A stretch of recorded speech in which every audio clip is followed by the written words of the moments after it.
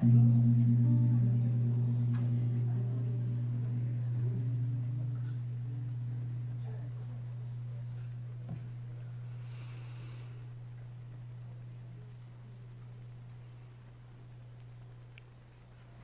morning, everyone. Welcome, and welcome to our YouTube family also. Oh, and while I'm thinking about it, YouTube family, I'd like to thank you for going on the webpage and filling out the form about your interests and what you really appreciate about Reverend Jerry. So thank you for doing that. I am the platform assistant today. My name is Marlene Bottenfield, and I'm assisting Reverend Lani, who will be giving our talk today. Do we have anyone new in our congregation today?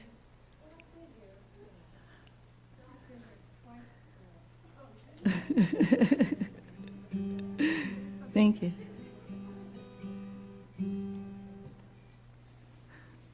Was there anyone else? Somebody in the back.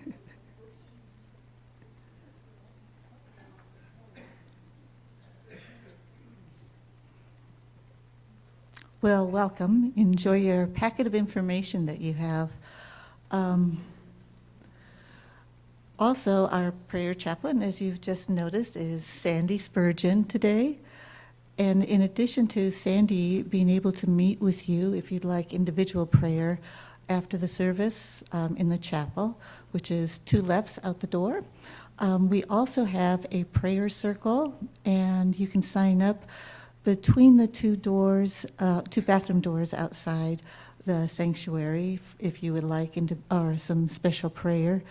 We also have the Unity Worldwide does prayer for a month, and we, just starting last week, I believe it was, we have begun having every Wednesday morning from 11 to 11:30, there is Zoom prayer time. So if you're feeling like you want to just hold the light for everyone and Zoom in at that time, or if you're feeling like you have a need and would like to have some extra prayer, that's a perfect time to meet together.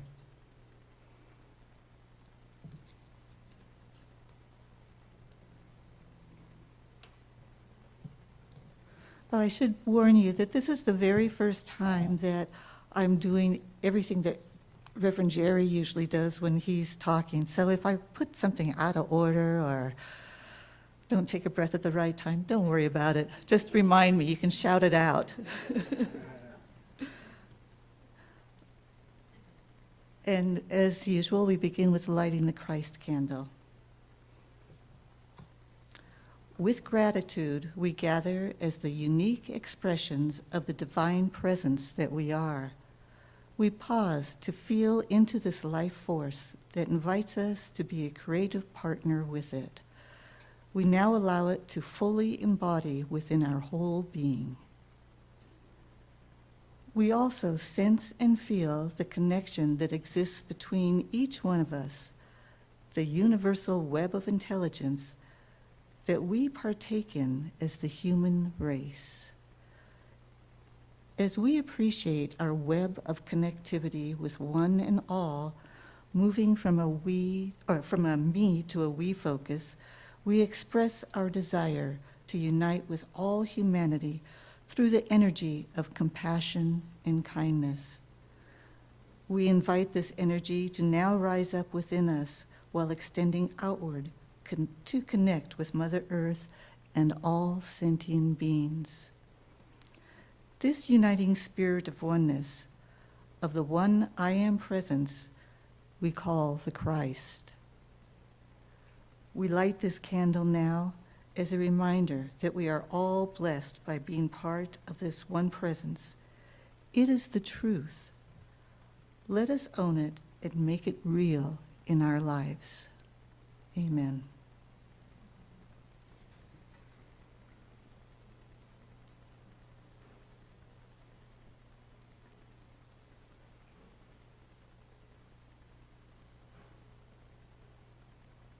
Well, that's a good sign.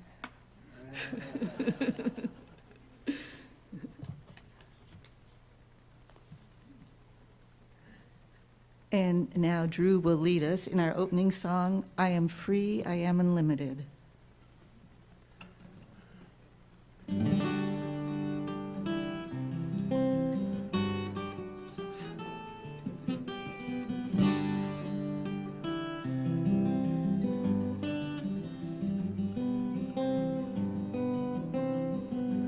I am free, I am unlimited, there are no chains that bind me. I am free, I am unlimited, right now, right now.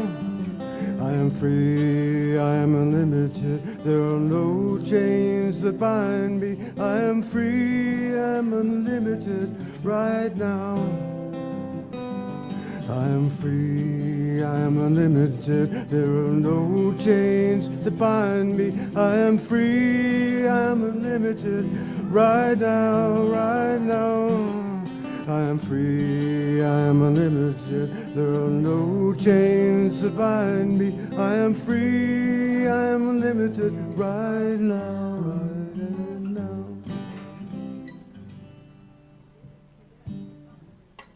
Thank you. Please remain standing and greet your neighbor. And I have to say that I was extra lucky. Oh.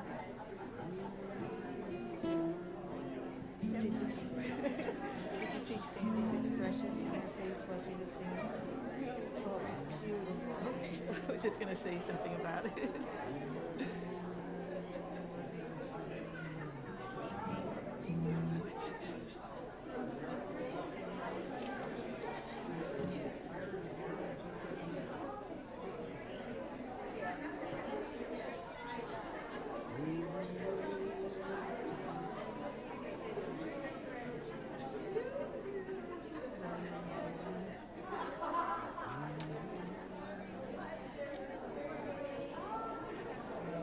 Hello.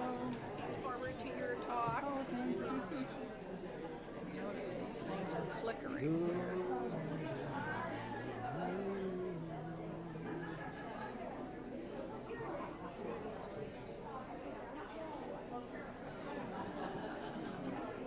They look fine to me.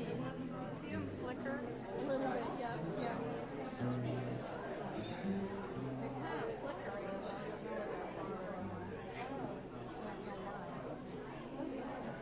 Doesn't bother me, but I'm facing the right way. No, I see it now. Yeah, I see it. So, just focus on us. Yeah. I don't know why they're doing that. Let's just turn them off. We don't want anybody having a seizure. Right, exactly. Okay. Are you going to introduce me, or shall I just step up and do the invocation now? Because that's the next thing. Yes, you just, I can introduce you.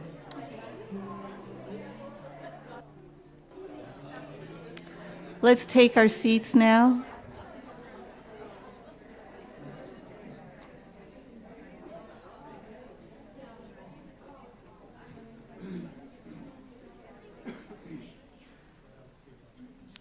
First, before I forget, I just have to tell you, when we were singing that song, I was in the most special spot because I could watch Sandy Bates' expressions. She was so full of love and joy while she was singing. It was like, yes. Okay. Reverend Lani will now do our invocation.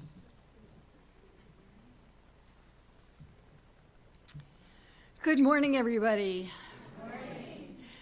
So I would like you to, if you're willing, to close your eyes or just have a soft focus and imagine something that you love, some person that you love, some place that you love, some activity that you love, something that you love.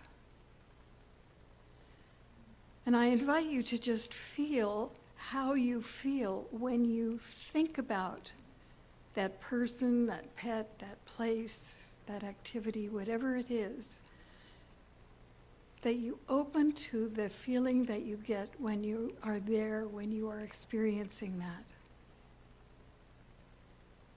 And just allow that feeling to really resonate throughout your body, that every single cell is lit up by that love,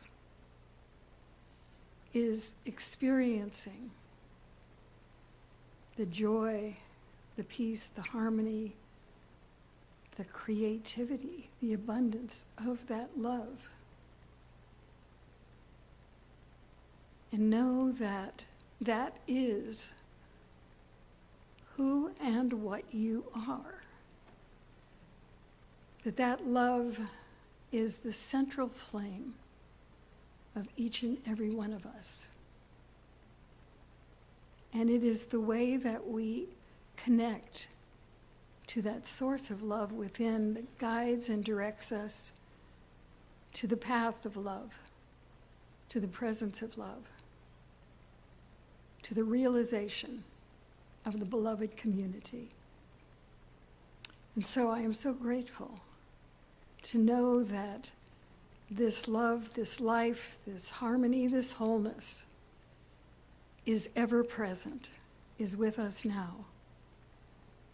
And so we're grateful, grateful, grateful that we can step into that love, tune into that love at any time, in any place, to allow us to express more of who we truly are, the love of God incarnate. And so I give thanks and know that it's done. And so it is. Amen.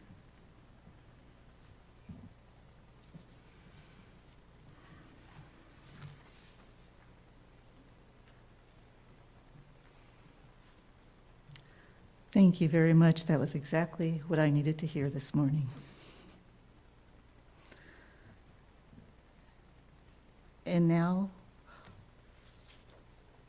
we do our prayer of an intention as we hold all those people who have requested prayer from us in our hearts today. Together, we set the intention that as each name on our prayer list is read, that person is bathed in love and their highest good comes to them.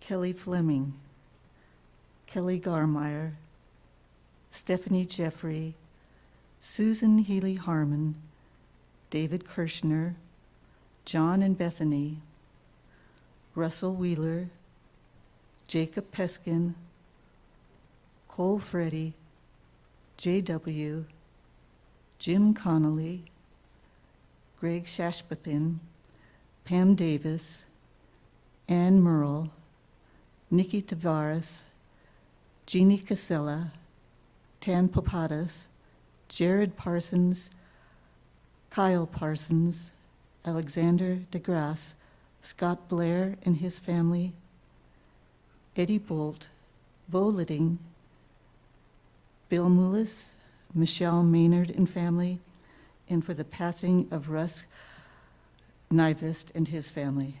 And we pray for all those in Israel and Palestine, the Ukraine and Russia, and all around the world, and even within our own country, who are experiencing natural disasters and pain of any kind.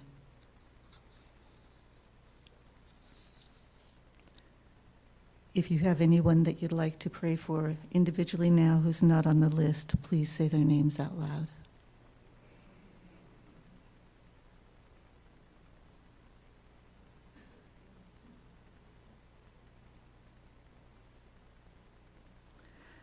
There is only one presence and one power, active as the universe and as our lives, the all-loving goodness of God, and all is well.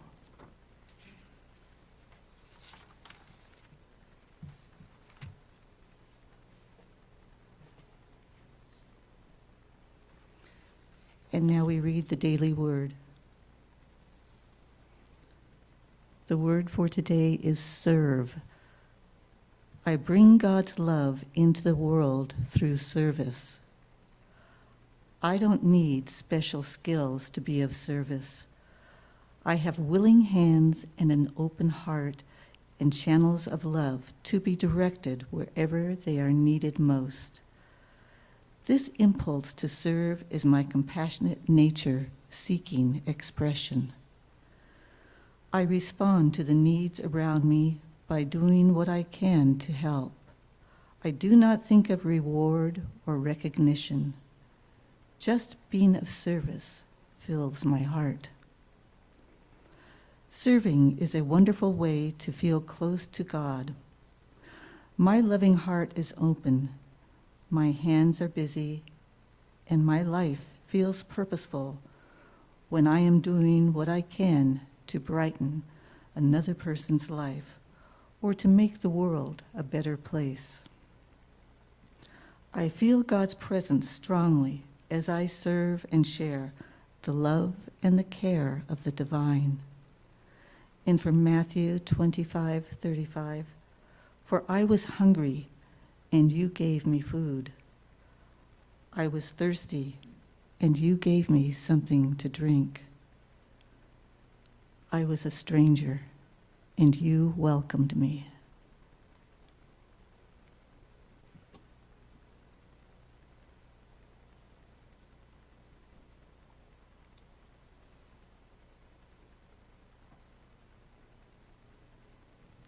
And now it's time for our meditation.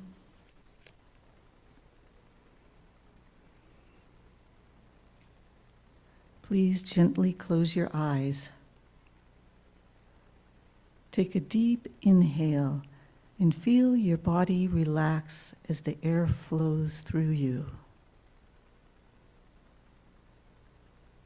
And another breath, extending into your energy centers. Feel the stillness in and around you.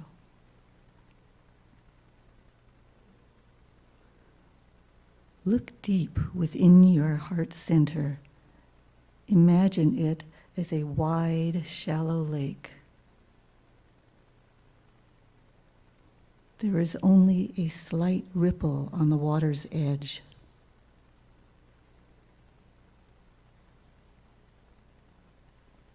Now imagine that it is sunrise, and there is a quiet movement just under the water's surface.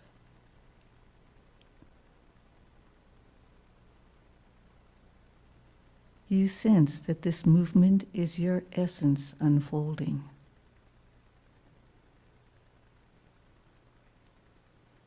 You look more closely and see long, thick roots floating just under the surface of the water.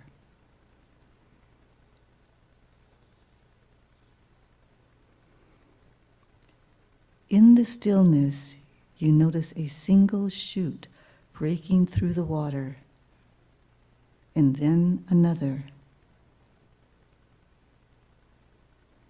And the wide, flat leaves begin unfolding and floating on the water as though they were creating a foundation of stability.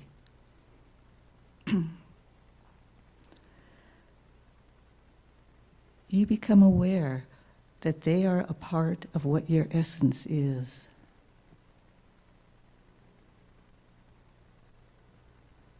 The leaves spread out wide, filling with the energy of the universe,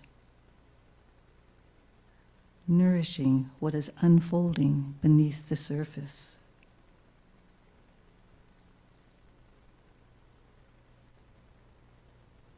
And then you feel it, almost before you even see it. You feel a glow of energy and anticipation. And you sense the young bud emerging from your heart, pushing its way to the surface and stretching towards the sun.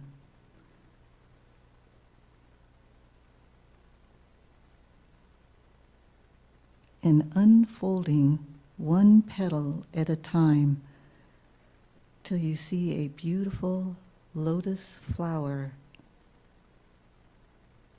and you realize it's your essence in its fullest. And you are beautiful.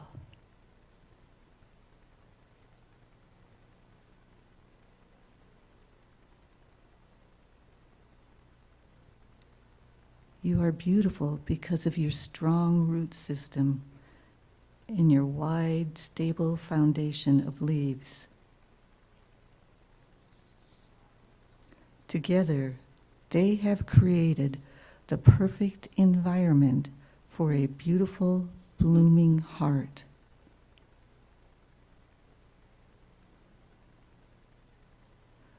With its strong foundation, your essence has created the perfect ingredients for the foundation of a loving community.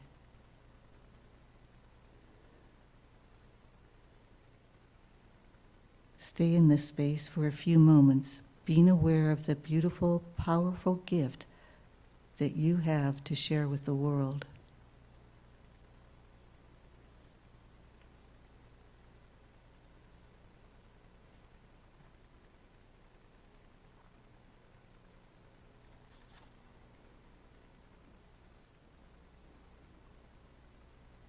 Now gently bring yourself back to this space,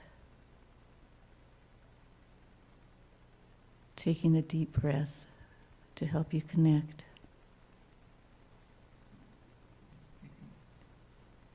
You may either stay in that meditation mode or join in with Drew singing Blessing to the World.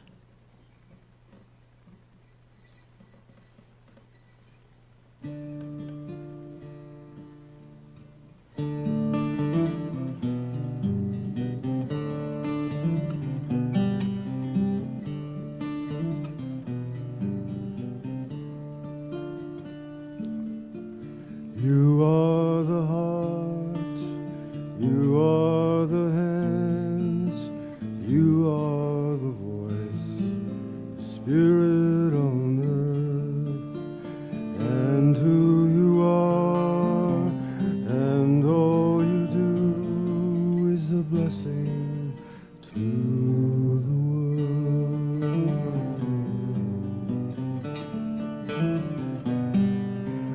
We are the heart, we are the hands, we are the voice, the spirit on earth, and who we are, and all we do is a blessing to the world.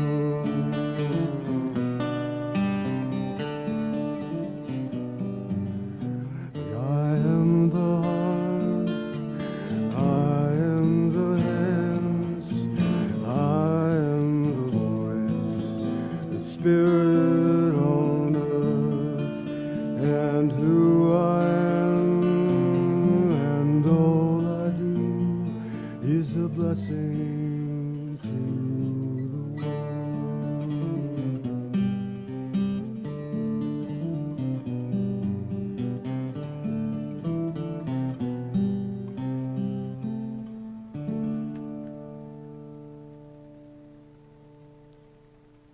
Beautiful. Thank you, Drew.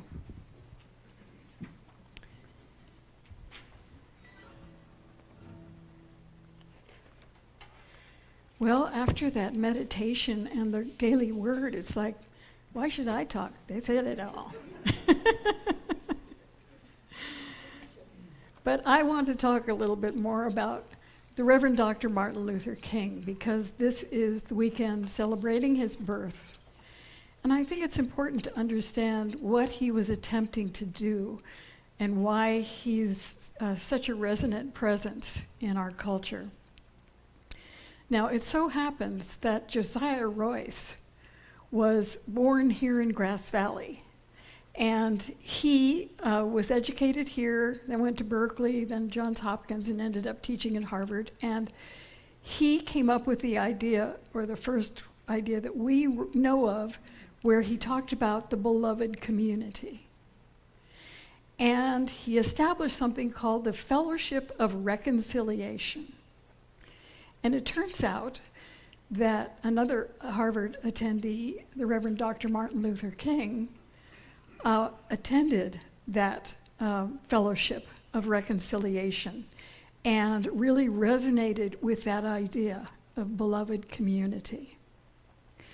Now, Dr. King took the teachings of Jesus seriously. He knew that Jesus was the great example. We like to say he's the great example, not the great exception. That all of us have within us a power and a presence that if we recognize it and use it, we can transform the world. So he said that he was attempting, Dr. King was working towards equality, sufficiency, meaning everybody had a place to live, everybody had food to eat, everybody had a worthwhile life, and sustainability for our ecosystem, for our beautiful planet. He said he got his inspiration from Jesus Christ and his techniques from Mahatma Gandhi. So one of the things that really inspired him and challenged him was from the Bible, Matthew 5:43. You have heard it said, love your neighbors and hate your enemy. But I tell you, love your enemies and pray for those who persecute you, that you may be the children of your Father in heaven. So King said this was one of the most hard things anybody will ever do. This is one of the admonitions that is the most difficult from the teachings of Jesus. But he said that this is also challenging us to a new urgency for us to make that happen. And of course, he's writing this in 1963. This is from a book of his called Strength to Love. And he says, upheaval after upheaval has reminded us that modern man is traveling along a road called hate in a journey that will bring us to destruction and damnation. Far from being the pious injunction of a utopian dreamer, the command to love one's enemy is an absolute necessity for our survival. It is an absolute necessity for our survival. So how do we love our enemies? And of course, the first step is always forgiveness. What he says is, he who is devoid of the power to forgive is devoid of the power to love. And he says the forgiving act must always be initiated by the person who was harmed. Now, that doesn't mean that you have to go back into a situation where you are subject to harm. It doesn't mean that you necessarily, and I'm arguing with King at this point because he thinks you should reconcile with these folks, but that is a challenge.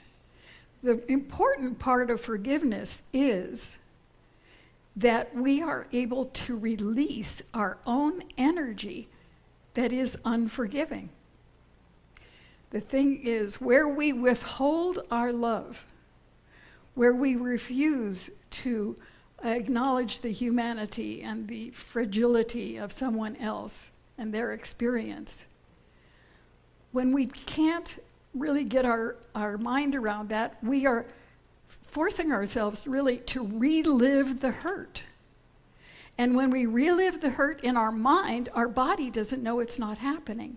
And it actually puts forth all of the toxins and the fear and everything else that we experienced in that moment of the hurt.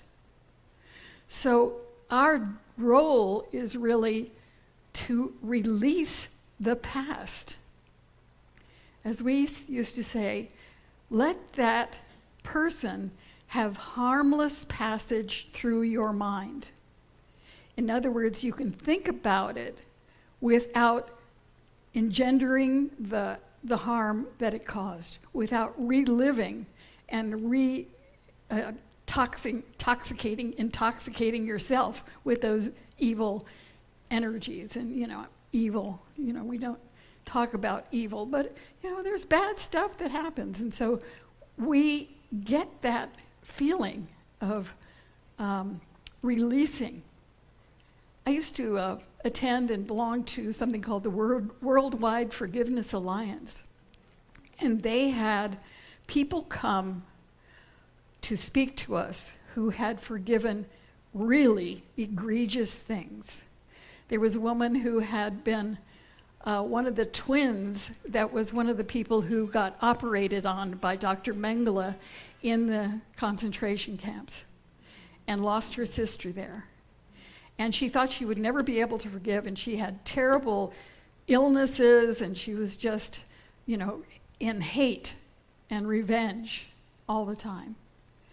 And then she discovered forgiveness, and she was able to let that go, and it freed her to such a degree that she was able to release that feeling in her. She was freeing herself from the past, because then she could use that energy for positive things in the future. So she knew that forgiveness was a healing power, and we know that too. Not always easy, but really necessary. And there are lots of tools to assist us in that process. We also have to recognize that the hurt that person did, the evil that they did, according to him, is not all of who he is. I mean, my dad was a raging alcoholic, and scary a lot. But he also could quote Shakespeare. He also loved opera. He also loved symphonies. He also encouraged me to go beyond the roles that had been defined for us at that time, because in the 50s, nurse, nun, teacher, that was it. It's like, that's what you're going to be. And I was playing nurse one time, and he came through and he said, "Play doctor. You could be a doctor." And I thought, you're nuts. But he was right. So, and he also says, that we must not seek to defeat or humiliate the enemy, but to win his friendship and understanding. And that reminded me of a story I heard about when German prisoners were brought back to the United States during World War II. The people who interrogated them did not waterboard them. They did not do all of these terrible things to them. What they did was befriend them. Ask them about their families, ask them about schooling, about their village, really connect with them person to person. And when they did that, they got a lot more information than they would have any other way, and the information that they were getting was accurate and realistic information. So, the kind of love that Dr. King encouraged us to practice is called agape. Now we know in Greek there are 3 words for love. There's eros, which is, as he calls it aesthetic or romantic love. Philia, which is affection between friends or brotherly love. And agape, which Dr. King describes as understanding, redeeming goodwill for all. Understanding, redeeming goodwill for all. So that's how we love our enemies. The question is, why? Why should I love my enemy? Well, what he says is, returning hate for hate multiplies hate, adding deeper darkness to a night already devoid of stars. I love that. It's so poetic. To a night already devoid of stars. Darkness cannot drive out darkness. Only light can do that. Another reason is that hate scars the soul and distorts the personality. Hate is just as injurious to the person who hates as the other person. Hate destroys a person's sense of values and objectivity. And the third reason to love our enemy is that love is the only force capable of turning an enemy into a friend. So Edwin Stanton hated Abraham Lincoln. He told everyone that Lincoln was a guerrilla, an imbecile, and a disgrace. He was a guerrilla, an imbecile, a disgrace. He was ugly. Everything he could say bad about him, he said. But when Lincoln got elected to the presidency, he invited that person, Edwin Stanton, to his cabinet to be his Secretary of War. And they actually became friends because during his time of being president, he lost his son. We know that Abraham Lincoln lost his son. Well, Edwin Stanton also lost a son. So they shared that grief. They shared that bond. And when Lincoln passed away, he said, this man, he was a man for the ages. He really had connected with him as a friend, even though he had been so egregiously against him to begin with. At one time, when Lincoln spoke some words about the South during the Civil War, a shocked bystander said, "How can you do that? How can you talk, kindly about the South?" And he said, "Madam, do I not destroy my enemies when I make them friends? Do I not destroy my enemies when I make them friends?" So he said the way we approach the beloved community is through nonviolence. And he defines that nonviolence through 6 principles. He says, nonviolence is a love-centered way of thinking, speaking, acting, and engaging that leads to personal, cultural, and societal transformation. The principles are, nonviolence is a way of life for courageous people. So we have to be courageous if we're going to do this. Nonviolence seeks to win friendship and understanding. It seeks to defeat injustice or evil, not people. In other words, it's the systems and the culture or whatever it is, but it's not the person, because we know the person is an incarnation of the divine, right? He also holds that nonviolence holds that unearned voluntary suffering for a just cause can educate and transform people and societies.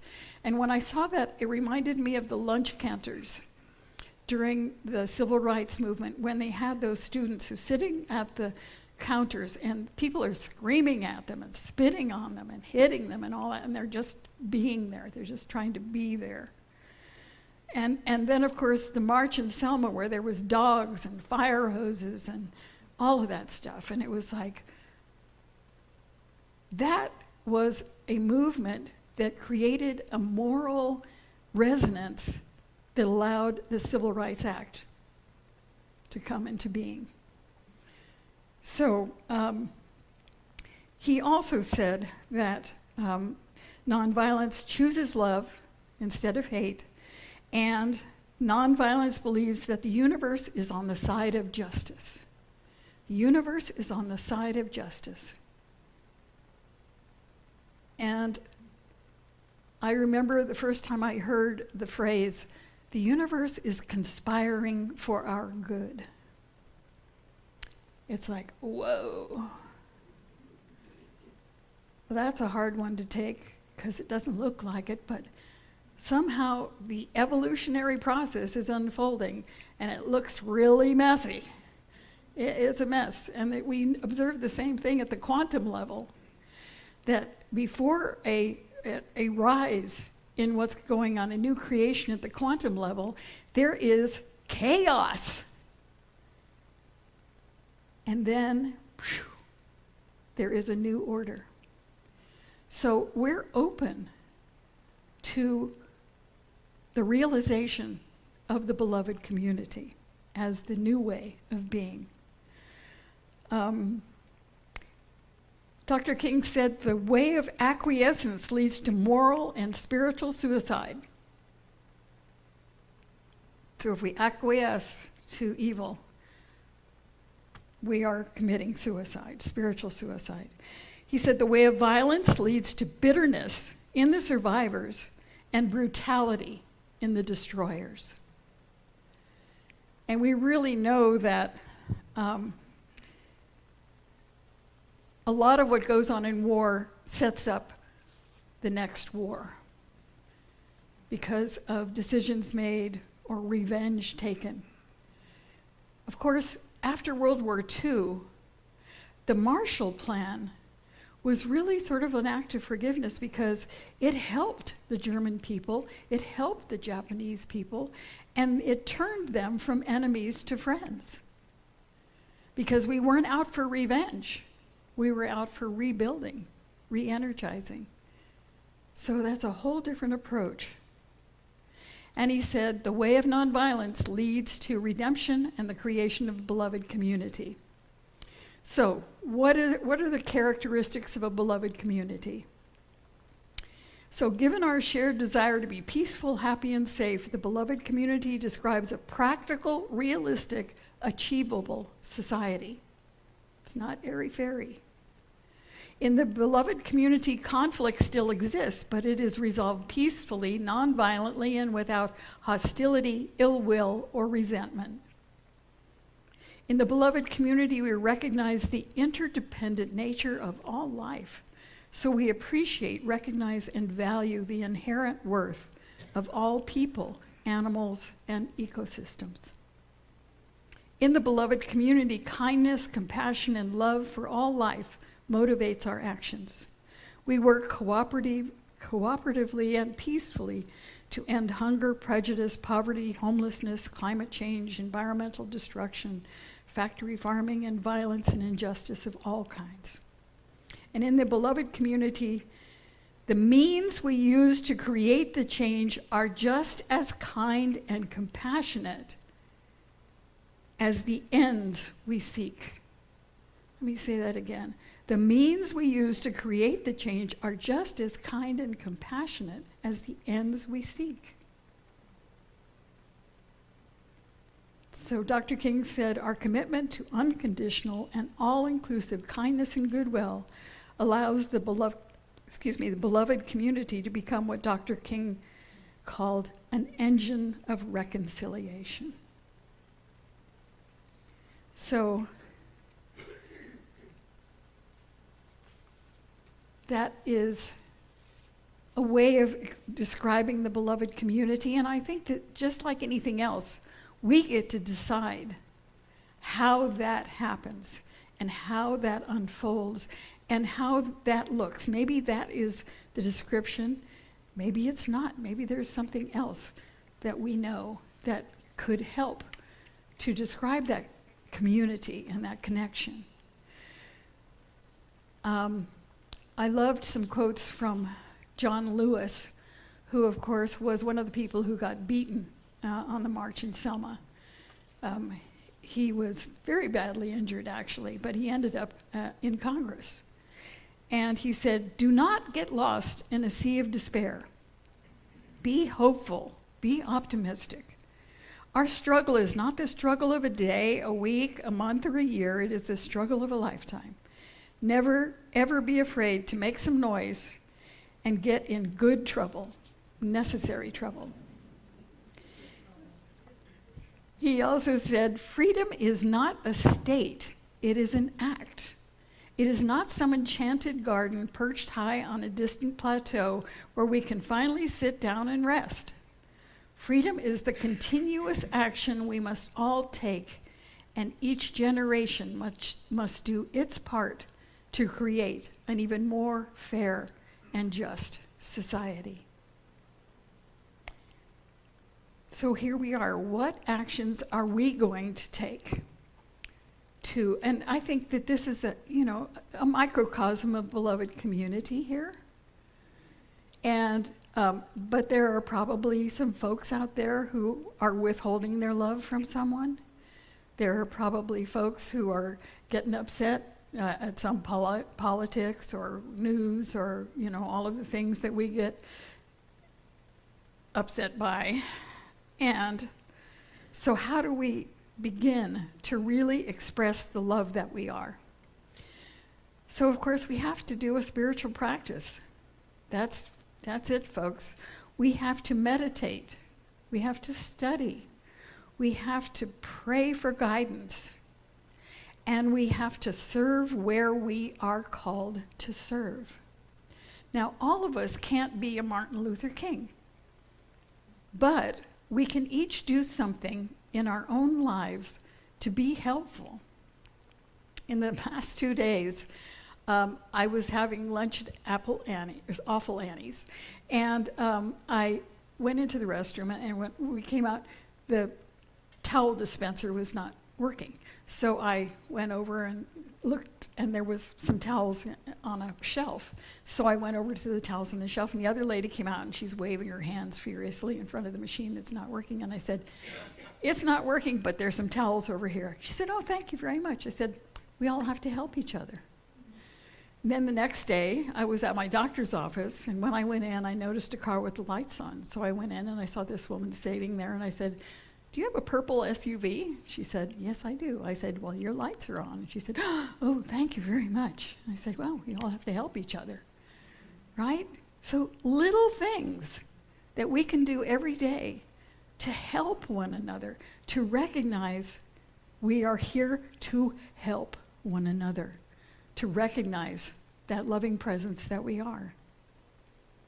So I would just invite each of us to see where we are called to make the beloved community manifest. And so I would encourage us to remember that the solution already exists in the mind of God, that is already there. So our role is to open to what is my part in that solution. We open to what must I do? What must I be in order to express my part of that creation or co-creation of beloved community? And so I would just invite us to have an affirmation. And that is, I am willing to co-create the beloved community, because we're all doing it together. So if you'd like, would you say that together with me? And if you don't want to, that's fine. But if you're willing, would you say, I am willing to co-create the beloved community?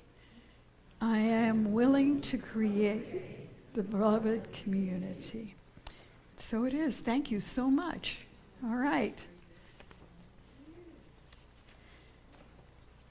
And also, I just wanted to say, tomorrow, at the Unitarian Universalist Community of the Mountains on Church Street, there will be a celebration of Reverend Dr. Martin Luther King at 1 o'clock in the afternoon.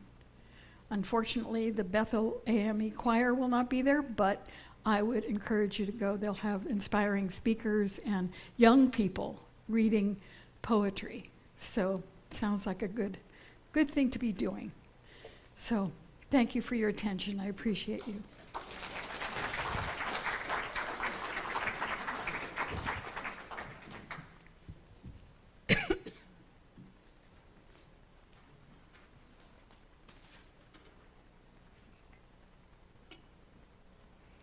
And now we'll have our love offering. Well, Drew is playing a special song. Prosperity flows to us and through us in unending streams of plenty. The inexhaustible resources of spirit is equal to every demand. You all know this song. Feel free to join in.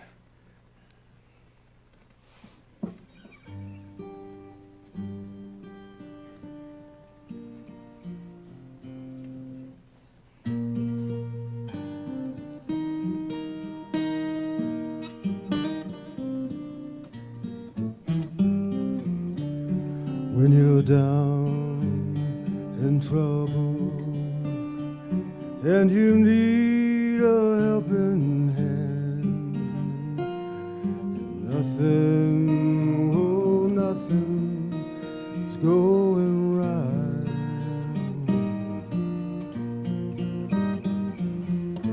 Close your eyes and think of me, and soon I will be there to brighten up even your darkest nights. You just call out my name, and you know wherever I am, I'll come running, yeah, see you again. Winter, spring, summer, fall, all you gotta do is call, and I'll be there, yeah, yeah, yeah. You got a friend.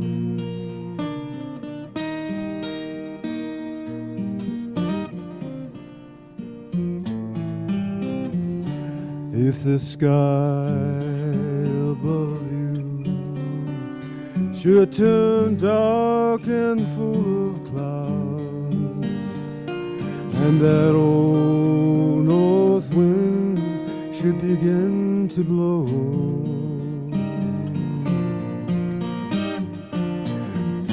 keep your head together and call my name out loud. Soon I'll be knocking upon your door.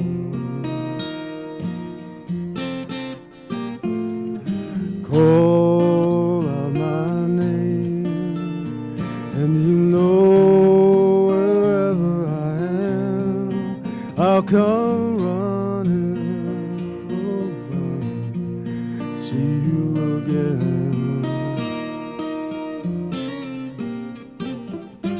Winter, spring, summer, fall, all you gotta do is call, and I'll be there, yo, yes I will. Hey, ain't it good to know you got a friend? People can be so cold, they'll hurt you and desert you, take your soul if you let them. Don't you let them. Call out my name, and you know wherever I am, I'll come running to see you again.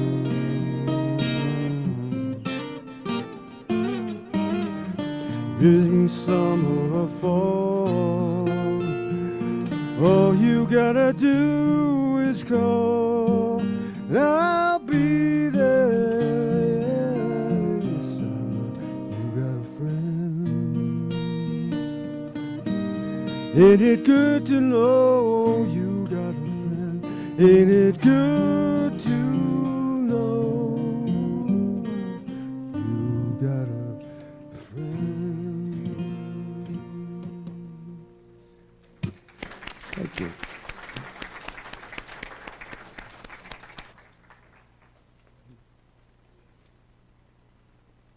No, thank you.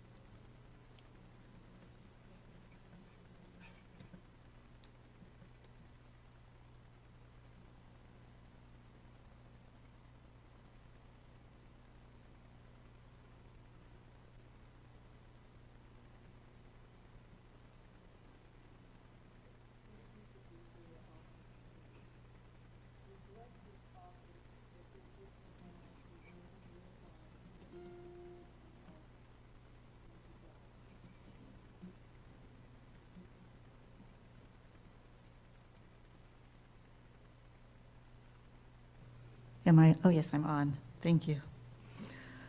And now we have announcements. Unity Headquarters is offering a wonderful event to honor the Martin Luther King Day. Unfortunately, it's the same time as the other event that we just heard about. It's on Monday, January 15th at 3 p.m. Central Time, so I think that means 1 p.m. here. At least that's virtual. Yes, it is virtual. Yep.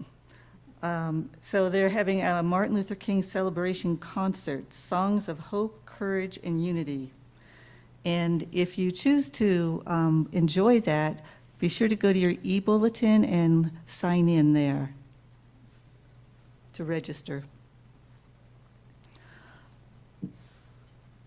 And in honor of Martin Luther King, our center is closed tomorrow.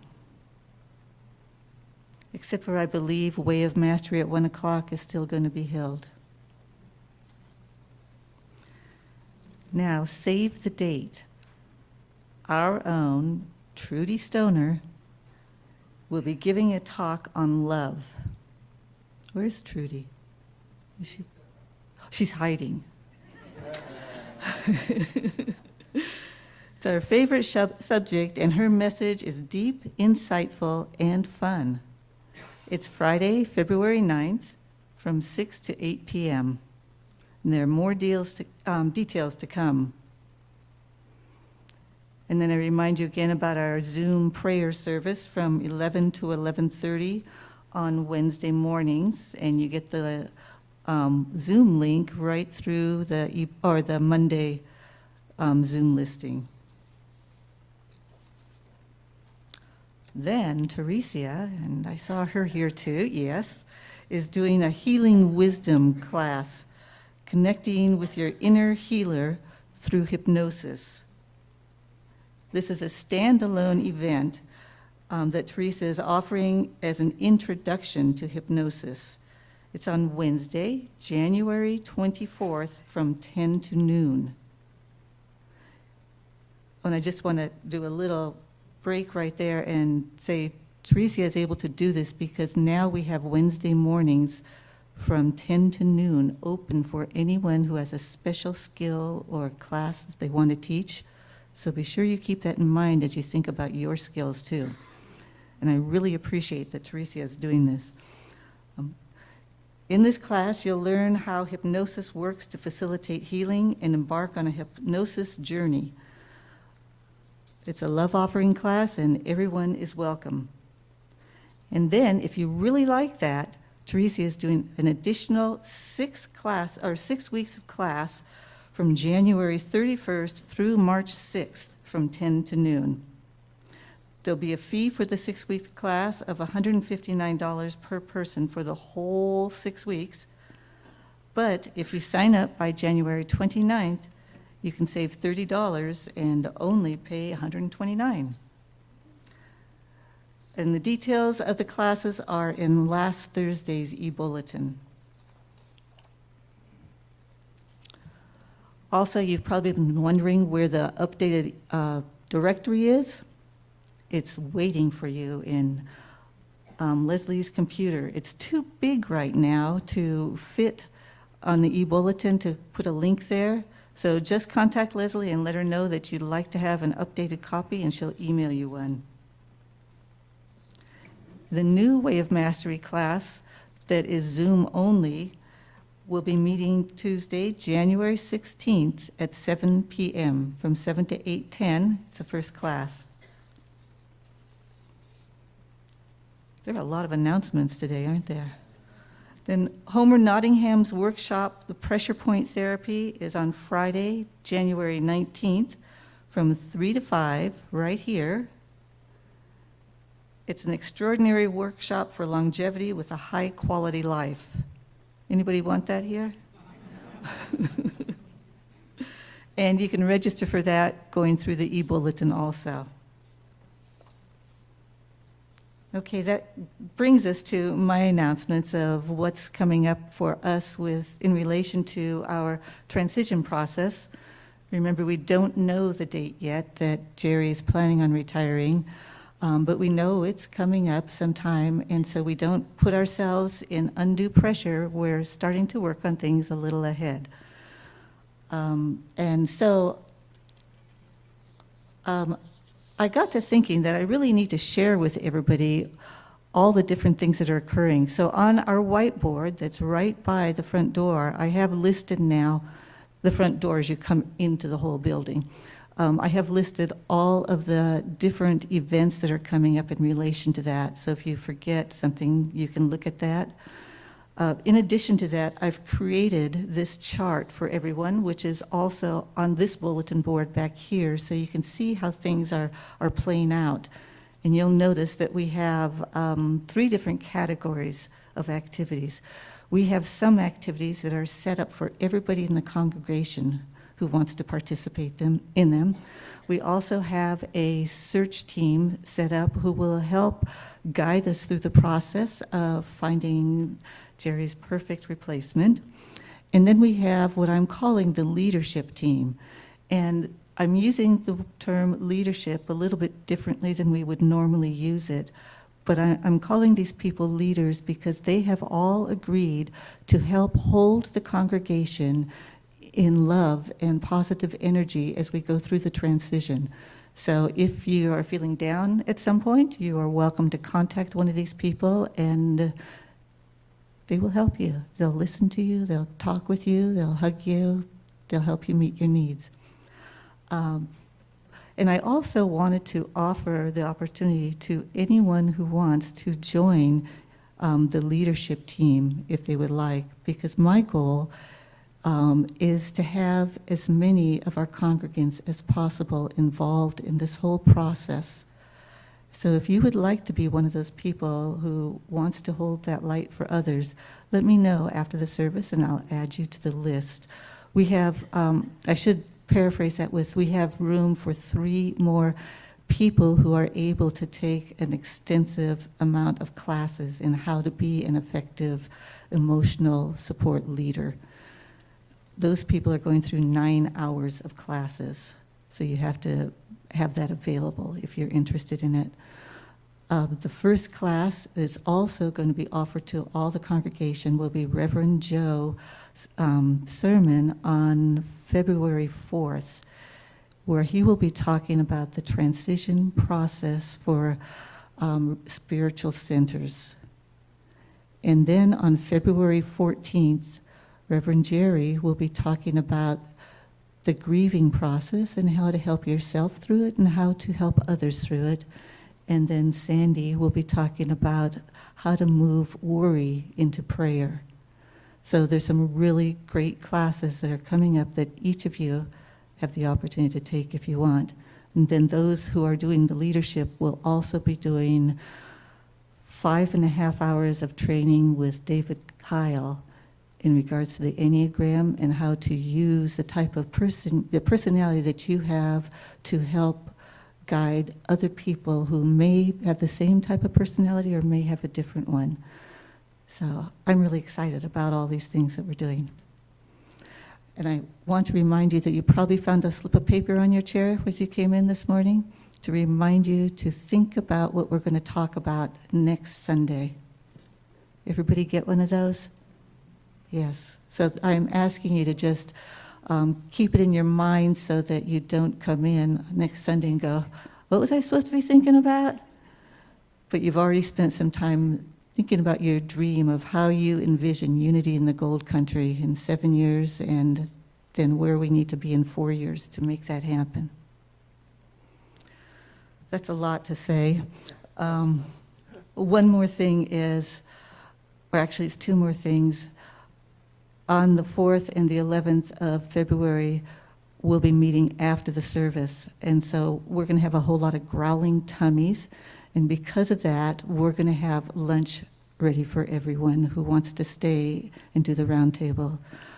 What I'm requesting is if there's anyone who would be willing to organize that or help me with that or help in any way, I would really appreciate it. If you could give me a heads up after the service, that'd be great.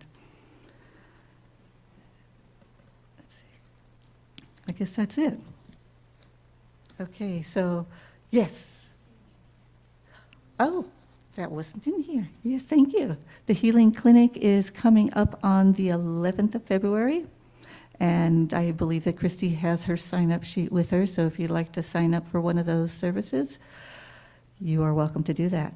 And coincidentally, it works out absolutely perfectly with our roundtable that occurs before that. So we have the service, we have the roundtable discussion, wonderful lunch in your tummy, and then you get to bask in, I don't know what you're going to choose. All sorts of things to choose from. So Change for Change this month and for February is the Community Beyond Violence. So any change that you put in the basket will be going there. And now it's time to thank our volunteers and participants for their help today. We thank Reverend Lani Howard and musician Drew Tousley.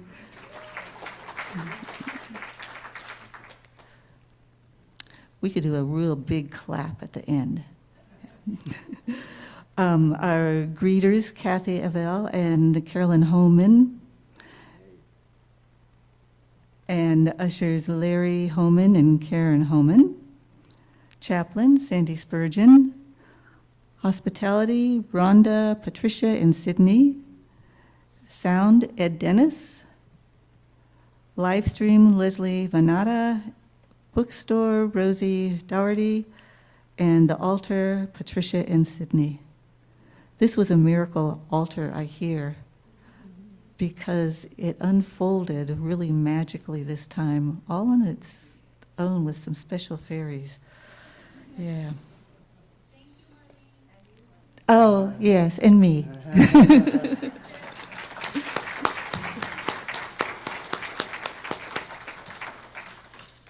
Okay, and now we do the unity prayer.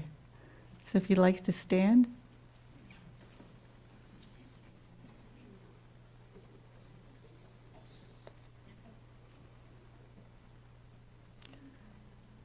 The light of God surrounds us. I am the light of God. The love of God enfolds us. I am the love of God. The power of God protects us. I am the power of God. The presence of God watches over us. I am the presence of God.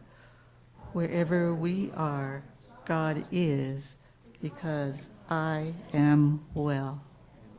All's well. I am.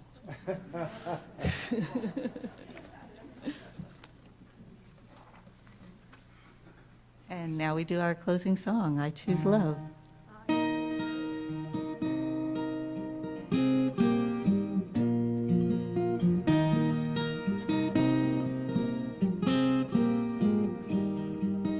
Peace in my life is growing because I choose love. Love's always present, it's what we're made of. I choose love. We are a part of each other. We are one tie that binds us, that can't be undone. I choose love.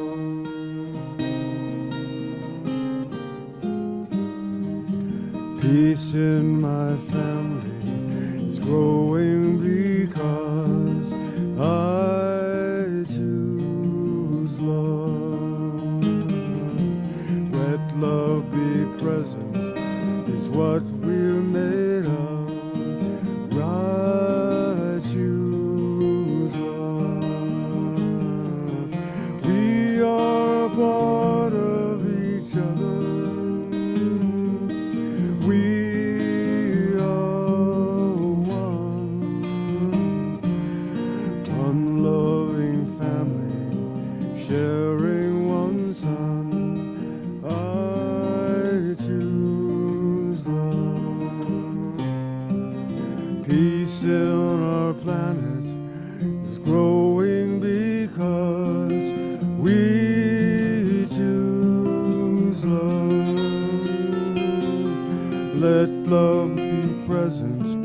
It's what we're made of.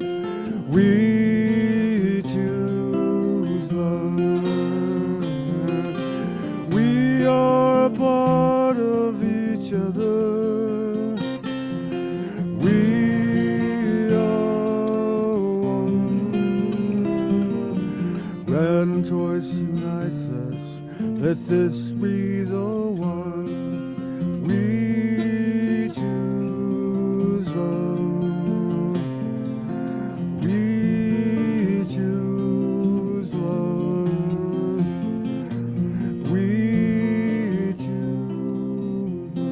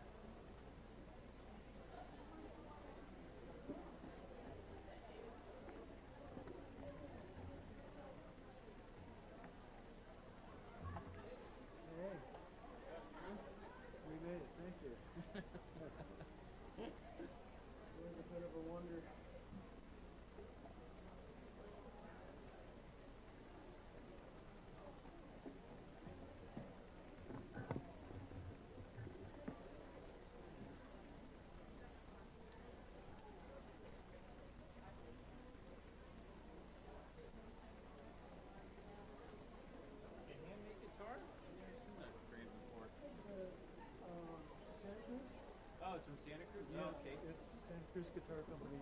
Oh, They're very fine. yeah.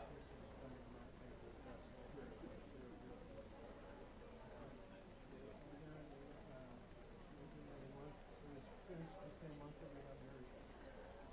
And the house that we live in was built the same year that we got married too. It's kind of funny. Everything kind of lined up for you Yeah, there. it's funny. Yeah, no, I really like the Yeah. scene. Yeah. You play? Obviously, you like rock. Yeah, I'm kind of like a 70s rock guy. My favorite. I like Southern rock. Allman Brothers, I was really into Government Mule. My favorite. Wayne Haynes. Or, Warren Haynes. Warren Haynes. Yeah. I've not really heard much of that. I know he's a really fine player. Yeah, they're coming to Thunder Valley next month. Where's coming from? Lincoln, the casino. Oh, So they built it. I've seen it. Jeff Beck was always one of my favorites. Yeah. He's just a really funny. I mean, Blow by Blow is just, that's a life-changing record. Both that and the one right after with Jan Hammer on the keyboard. Jan Hammer is just an incredible keyboard. Yeah. That was a little jazzy, but yeah, Blow by Blow is like, oh my Yeah. God. When he does, because we've had those lovers, that song is like shooting out of it. Yeah. I used to be into fusion jazz a lot. Yeah, jazz Yeah. Mahavishnu. Yeah, I love that. Yeah. John McLaughlin. And Al Di Return to Meola. Forever and all that kind Yeah. of stuff. Yeah, yeah. And that's what I listened to when I was in college. Love that. I mean, I was always like Hendrix. That's what turned me on to guitar. Way back when. I would say, yeah, and I had no idea what he was doing, which was funny. It's taken me, 50 years to figure out what he was doing. Yeah. Because all the toys that they had. That's the thing, just like Jeff Beck, he fuzz box, having the fuzz box, was Yeah. a lot of his sound. Mm-hmm. Not his touch, because his touch was unique and Oh, yeah. phenomenal. I didn't at that time when I was playing. I had no clue what they were doing. How were they getting these? How was Hendrix getting these sounds? Yeah, right? And he had a few little You just had a boxes fuzz space and a wah pedal. and an electro. Octoplex or something. Phase Phase shifters. electric mistress. Phase shifter. Uh-huh.